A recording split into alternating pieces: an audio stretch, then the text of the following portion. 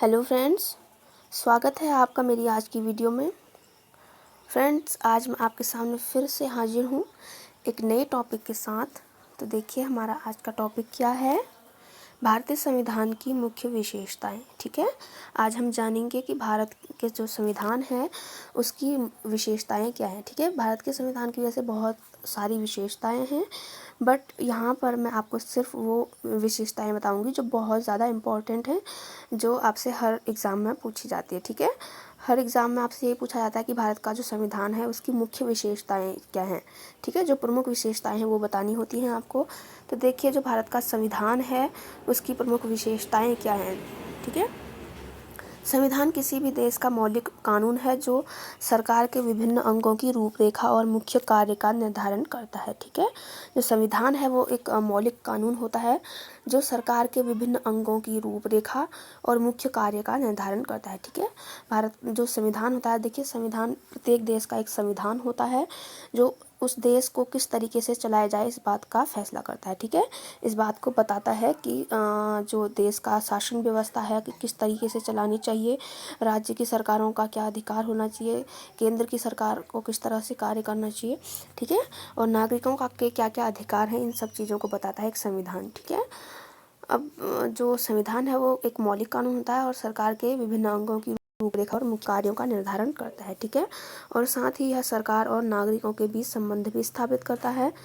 भारत का संविधान 26 नवंबर 1949 को बनकर तैयार हो गया था। ठीक है, ये क्वेश्चन आपसे कई एग्जाम्स में पूछा भी जाता है कि भारत का संविधान कब बनकर तैयार हुआ। ठीक है, लागू हुआ था 26 जनवरी 1950 को, लेकिन जो तैयार हो गया था, पूर्ण रूप से तैयार हो चुका था, वो 26 नवंबर 1949 को जो है बनकर तैयार हो गया था भारत का संविधान। ठीक है, लेकिन इसे 26 जनवरी 1950 को लागू किया गया था, जिसमें 395 अनुच्छेद, 8 अनुसूचियाँ और 22 धाराएं थी। ठीक है, देखिए भारत का जो संविधान है वो 26 नवंबर 1949 को बनकर तैयार हो गया था, लेकिन 26 जनवरी 1950 को इसको लागू किया गया। ठीक है, ये क्वेश्चन आपसे पूछा जाता है कई बार, बहुत ज़्यादा इंपॉर्टेंट है कि भारत का संविधान कब बनकर तैयार हुआ।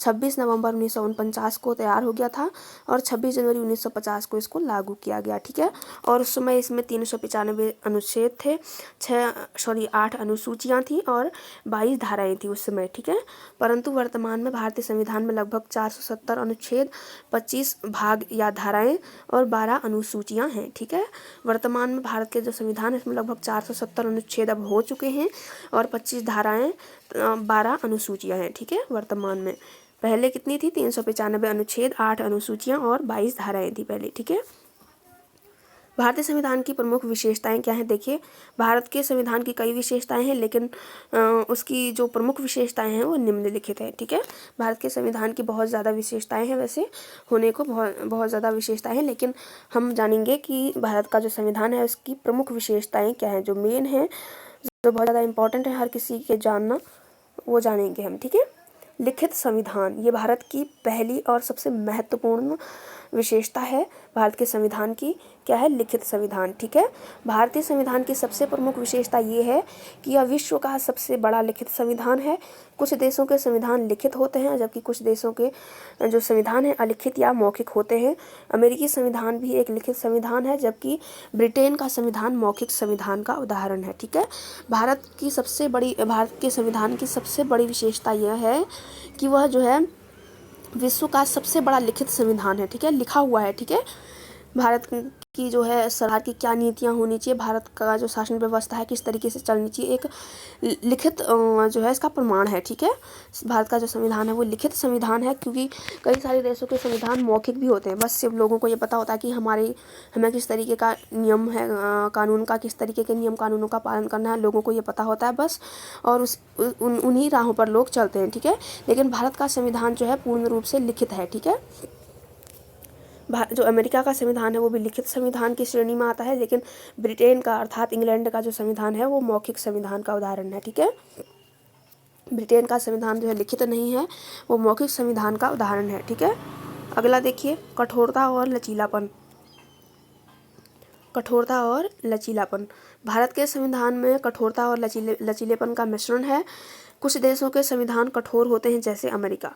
ठीक है, भारत का जो संविधान है उसमें कठोरता और लचीलापन, ठीक है। कठोरता मतलब बहुत कठोर है वो संविधान, और लचीलापन मतलब ये है कि बहुत सरल भी है, मतलब इसमें संशोधन हो सकता है, ठीक है। कुछ देशों के संविधान कठोर होते हैं जैसे अमेरिका, और कुछ देशों के संविधान लचीले होते हैं, अर्थात इनमें आसानी से संशोधन हो सकता है, ठीक है। जिन देशों के संविधान लचीले होते हैं उनमें आसानी से संशोधन हो सकता है, जैसे ब्रिटेन का संविधान जो है एक लचीला संविधान है, इसमें आसानी से संशोधन हो सकता है क्योंकि यह अलिखित अर्थात मौखिक संविधान है। इसके विपरीत भारत का संविधान लचीला और कठोर दोनों का मिश्रण है, जिसमें कुछ प्रक्रियाओं में आसानी से संशोधन हो जाता है, लेकिन कुछ विशेष प्रक्रियाओं में संसद में विशेष बहुमत के द्वारा संशोधन किया जाता है, ठीक है। देखिए भारत का जो संविधान है वो कठोर और लचीला दोनों है। देखिए इसमें जो कुछ जो प्रक्रियाएं हैं उनमें आसानी से संशोधन हो जाता है, उसको लचीलापन कहेंगे, और कुछ के लिए क्या होता है, कुछ विशेष प्रक्रियाओं में संसद में विशेष बहुमत के द्वारा संशोधन किया जाता है, ठीक है। संसद में एक बहुमत मत किया जाता है कि हाँ बहुमत के आधार पर जो है संसद में संशोधन किया जाता है, ठीक है, कुछ विशेष प्रक्रियाओं में। अगला देखिए धर्मनिरपेक्षता। नंबर 3 है धर्मनिरपेक्षता, ठीक है। धर्मनिरपेक्षता का अर्थ है सभी धर्मों को समान संरक्षण और समर्थन मिलना, ठीक है। धर्मनिरपेक्षता का अर्थ है सभी धर्मों को समान संरक्षण और समर्थन मिलना, सभी धर्मों को समान समझना। भारत का संविधान धर्मनिरपेक्षता पर बल देता है, अर्थात भारत में सभी धर्मों के लोगों को समान महत्व और अधिकार प्राप्त हैं, ठीक है। देखिए धर्मनिरपेक्षता का जो अर्थ होता है सभी धर्मों को समान महत्व देना और समान अधिकार मिलना सभी धर्मों के लोगों को, ठीक है।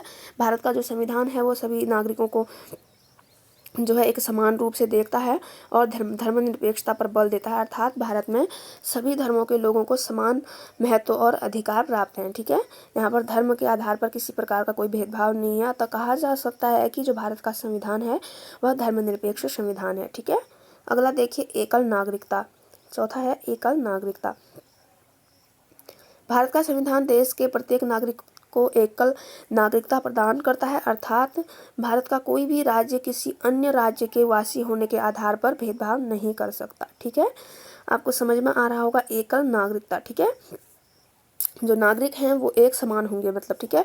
भारत का संविधान देश के प्रत्येक नागरिक को एकल नागरिकता प्रदान करता है, अर्थात भारत का कोई भी राज्य, ठीक है, कोई भी राज्य किसी अन्य राज्य के वासी होने पर भेदभाव नहीं कर सकता। देखिए अगर आप जैसे आप जिस राज्य में रहते हैं उससे, जैसे आप उत्तराखंड में रहते हैं, अगर आप उत्तराखंड से उत्तर प्रदेश में जाएंगे तो वहाँ पर आपके साथ कोई किसी प्रकार का कोई भेदभाव नहीं किया जाएगा कि ये दूसरे राज्य से आया है, इस आधार पर कोई भेदभाव नहीं होता है, ठीक है, हमारे इंडिया में। इसके अलावा भारत में किसी भी व्यक्ति को देश के किसी भी हिस्से में जाने और कुछ स्थानों को छोड़कर भारत की सीमा के भीतर कहीं भी जाने और रहने का अधिकार है, ठीक है। भारत में किसी भी व्यक्ति को देश के किसी भी हिस्से में जाने, ठीक है, देश के अंदर अपने देश की सीमा के अंदर किसी भी हिस्से में जाने और कुछ अपने स्थान को छोड़कर या कुछ स्थानों को छोड़कर भारत की सीमा के अंदर ही कहीं भी जाने और रहने का अधिकार है, ठीक है। अगर आप किसी अन्य राज्य में भी रहना चाहते हैं, स्थायी निवासी होना चाहते हैं तो आप हो सकते हैं, ठीक है। अगर आप किसी अन्य राज्य के निवासी भी होना चाहते हैं तो आप हो सकते हैं, ठीक है। यहाँ पर इस तरीके का कोई भेदभाव नहीं है। नंबर 5 देखिए सार्वभौम वयस्क मताधिकार, ठीक है। भारतीय संविधान में भारत के सभी नागरिकों को जिनकी उम्र 18 वर्षों से अधिक है उन्हें जाति, धर्म, वंश, लिंग, साक्षरता आदि के आधार पर भेदभाव किए बिना मतदान देने का अधिकार प्राप्त है, क्योंकि सार्वभौम वयस्क मताधिकार सामाजिक असमानताओं को दूर करता है, ठीक है।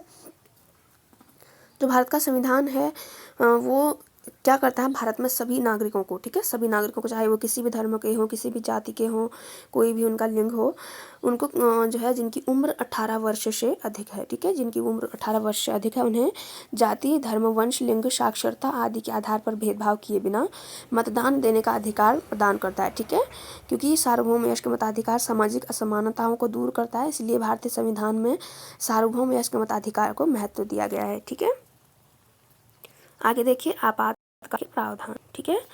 देश की संप्रभुता, सुरक्षा, एकता और अखंडता को बनाए रखने के लिए किसी भी असाधारण स्थिति से निपटने के लिए राष्ट्रपति को खास कदम उठाने का अधिकार है, अर्थात आपातकाल लगाने का अधिकार है। ठीक है, आपातकाल लगा दिए जाने के बाद राज्य पूरी तरह से केंद्र सरकार के अधीन हो जाते हैं। ज़रूरत के अनुसार आपातकाल देश के कुछ हिस्सों या पूरे देश में लगाया जा सकता है। ठीक है, अगर देश में किसी प्रकार की कोई आपत्ति आ गई, किसी तरीके के कोई दंगे फसाद वगैरह हो रहे हैं, तो इसके लिए राष्ट्रपति जो है भारत में, इंडिया में जो है आपातकाल लगा सकता है, या फिर किसी एक विशेष स्थान पर या किसी एक राज्य में, किसी एक प्रांत में, अर्थात किसी एक राज्य में भी आपातकाल लगाया जा सकता है। ठीक है, किसी प्रकार की अगर कोई दंगे फसाद वगैरह हो रहे हैं तो उसमें आपातकाल लगा सकता है, क्योंकि आपातकाल में क्या होता है, जिस क्षेत्र में आपातकाल लगता है उस क्षेत्र की जो शक्तियाँ होती हैं, वो जो जनसामान्य की जो शक्तियाँ होती हैं, वो बिल्कुल केंद्र सरकार में निहित हो जाती हैं, अर्थात इसमें आपातकाल में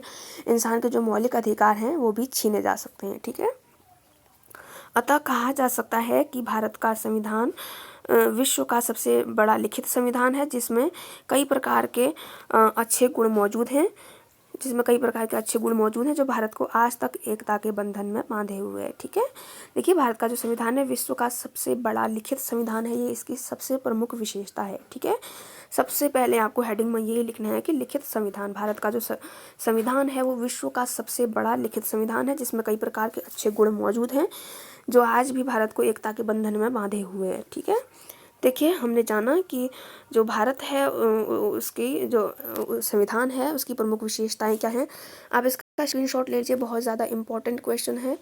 अगर आप 12th के स्टूडेंट्स हैं, अगर आप 12th में पढ़ते हैं या फिर आप ग्रेजुएशन कर रहे हैं, BA first year second year आप जिसमें भी हैं, उसमें भी कई बार ये क्वेश्चन पूछे जाते हैं पॉलिटिकल साइंस में। ठीक है, इसका आप स्क्रीनशॉट ले लीजिए, बहुत ज़्यादा इम्पोर्टेंट हैं, ये मुख्य विशेषताएं हैं भारतीय संविधान की। ठीक है, स्क्रीनशॉट ले लीजिए आप एक बार, जिस तरह से मैंने यहाँ पे लिखा हुआ है इसी तरह से आप लिख दें तो आपको पूरे नंबर मिल सकते हैं। ठीक है, देख लीजिए भारत के संविधान की विशेषताएं। ठीक है, देखिए इसमें आपसे ये पूछा जा सकता है, ये कुछ इम्पोर्टेंट क्वेश्चन आपको इसमें से पूछे जाते हैं भारत के संविधान में, कि भारत का संविधान कब बनकर कब तैयार हो गया था। ठीक है, भारत का जो संविधान है वो बनकर तैयार कब हुआ था, 26 नवंबर 1949 को बनकर के तैयार हो गया था, और इसको लागू कब किया गया, 26 जनवरी 1950 को। ठीक है, 26 जनवरी 1950 को इसको लागू किया गया और यह 26 नवंबर 1949 को बनकर तैयार हो गया था।